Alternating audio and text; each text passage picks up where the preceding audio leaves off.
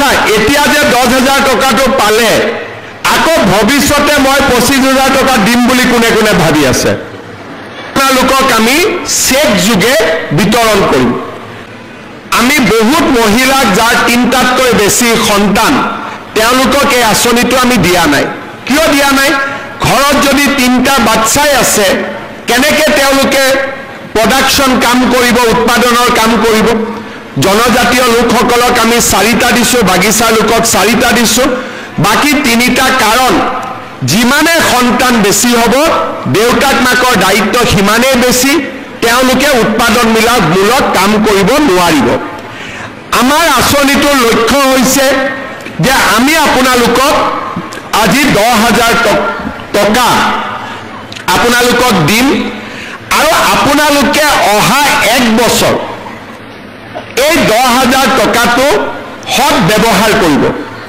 কোনোবাই হালত দিব কোনোবাই গিৰিয়েক বা স্বামীৰ ব্যৱসায় আছে তাতে 10,000 টকাটো দিব কোনো আপত্তি নাই বেয়া কামত খৰচ কৰিব নালাগে ভাল কামত খৰচ কৰাত কোনো আপত্তি নাই ঘৰত যদি মোৰ বাগিচা আছে ক্ষুদ্ৰ চাহ খেতি আছে তাতো লগাই দিয়ক কোনো অসুবিধা নাই হালত কৰক মুৰ্গী কৰক কণী কৰক ব্যৱসায় কৰক 1 বছৰ পিছত আমি আপোনালোকৰ ঘৰে ঘৰে আহি পৰীক্ষা কৰিম আমি আপোনালোকক সুধিম যে আপোনালোকে টকাটো ক'ত ব্যৱহাৰ কৰিলে যিসকল আই মাতৃয়ে এই টকাটোৰ সৎ ব্যৱহাৰ কৰিব অহা বছৰ তেওঁলোকক আমি 25,000 টকাকৈ তেওঁলোকক আমি আগবঢ়াম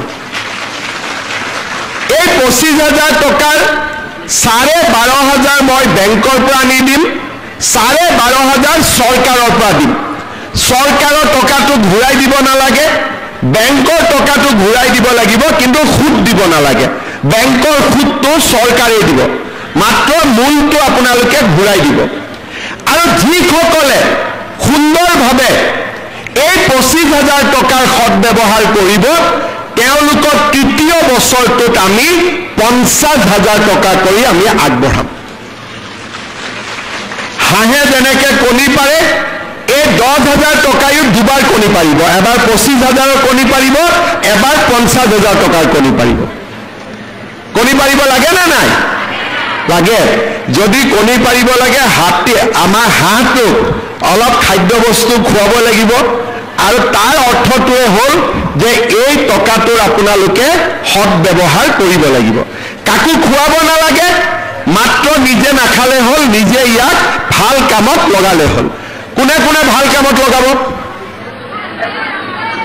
সবে লগাব আৰু কোনে কোনে মোবাইল কিনিব যোনে মোবাইল কিনিব তাক মই আৰু 2,000 টকা দি দিম যাতে ভাল মোবাইল এটা পায় কোনে কোনে মোবাইল কিনিব পিছফালে কোনোবাই মোবাইল কিনিব নেকি নিকিনে কোনে কোনে নিকিনে হাত ডাঙক আচ্ছা ৰঞ্জিত দা মোবাইল দোকানীটো ব্যৱসায় বেয়া হৈ গ'ল এতিয়া মোবাইল দোকানীবিলাকে নকলে হ'ল মামাক অহাবাৰ ভোট নিদিওঁ বুলি সবে আশা কৰি আছে যে আজি উদ্যমিতাৰ টকা হ'ব আই মাতৃসকলে ফেচবুক চাবৰ কাৰণে মোবাইল কিনি ল'ব নিকিনিব দেই কোনেও ঠিক আছে ভাল কৰি টকাটো ব্যৱহাৰ কৰক আমি আপোনালোকক অহা বছৰ আৰু 25,000 টকা তাৰ পিছত আমি আপোনালোকক আৰু 50,000 টকা দিম মই আপোনালোকক জনাবলৈ পাই ভাল পাইছোঁ যে সমগ্ৰ অসমতে এই আঁচনিটোৰ জৰিয়তে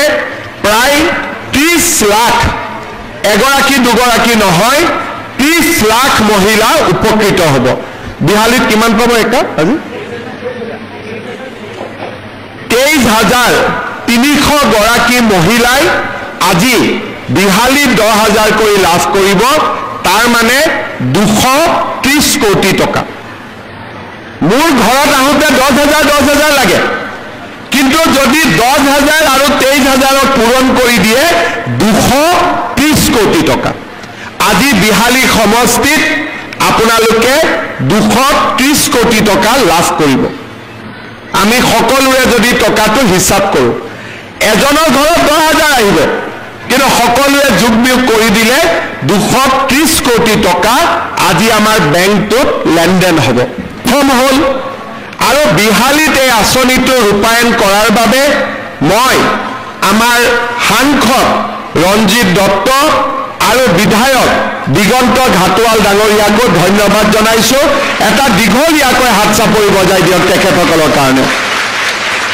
আপোনালোকে যিমানে উৎসাহ দিব আমাৰ মানুহে সিমানে দুগুণ উৎসাহেৰে কাম কৰিব।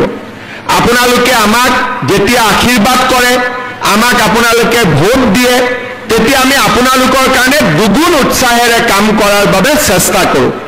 আপোনালোকে আশীৰ্বাদ দি থাকিব যাতে অনাগত দিনতো আপোনালোকৰ কাৰণে আমি এনেকৈ কাম কৰি গৈ থাকিব পাৰোঁ, আমি এখন নতুন অসম নিৰ্মাণ কৰিব পাৰোঁ আৰু আমাৰ অসমখনক আগুৱাই লৈ যাব পাৰোঁ। বিহালীত আমাৰ সমজিলা হ'ল, খুব কম দিনৰ ভিতৰতে বিহালীত আমাৰ ৰেভিনিউ চাৰ্কুল এটা হ'ব গৈ আছে। ইলেকশ্যনৰ সময়ত মই 100 কোটি টকাৰে বিহালীৰ ৰাস্তা ঘাট বনোৱাৰ প্ৰতিশ্ৰুতি দিছিলোঁ।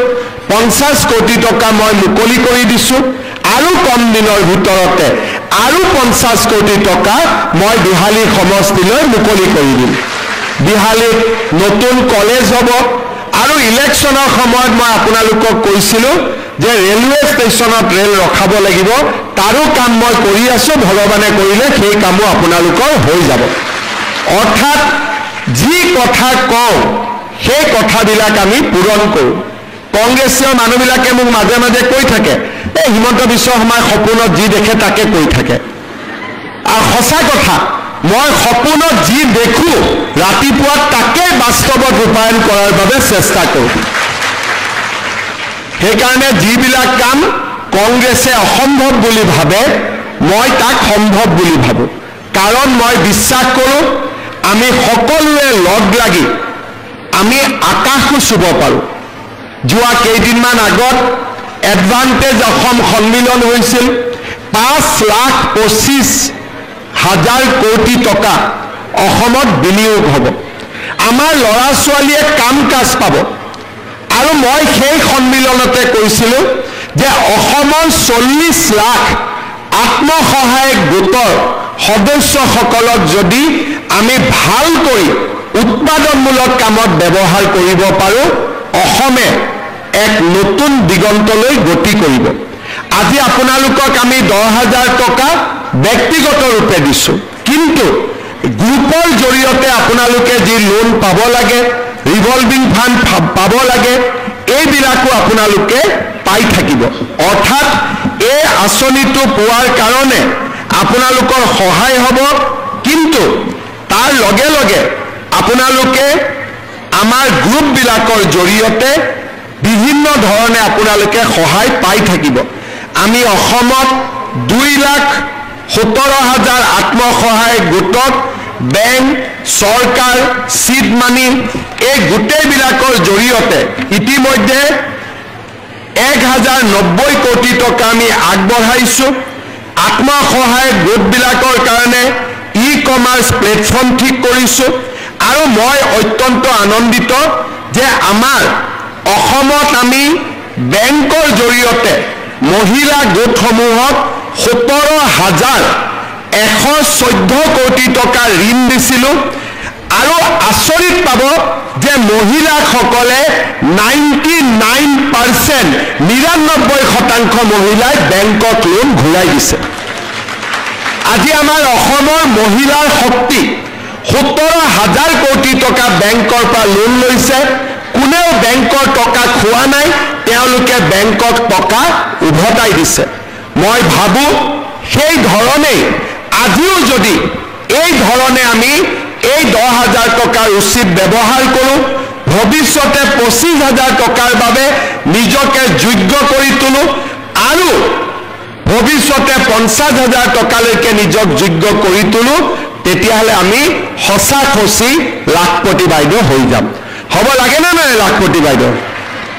লাষ্টত সকলোৰে কাৰণে নহয়, আনসকলৰ কাৰণে কৈছোঁ, লাহে লাহে অসম চৰকাৰে আমাৰ আঁচনিবিলাক 3টাতকৈ কম থকা বাচ্চাৰ ঘৰতহে দিব। 3টাতকৈ বেছি বাচ্চাৰ ঘৰত জন্ম হ'লে ভৱিষ্যতে অৰুণোদয় আদি পোৱাও দিগদাৰ হ'ব।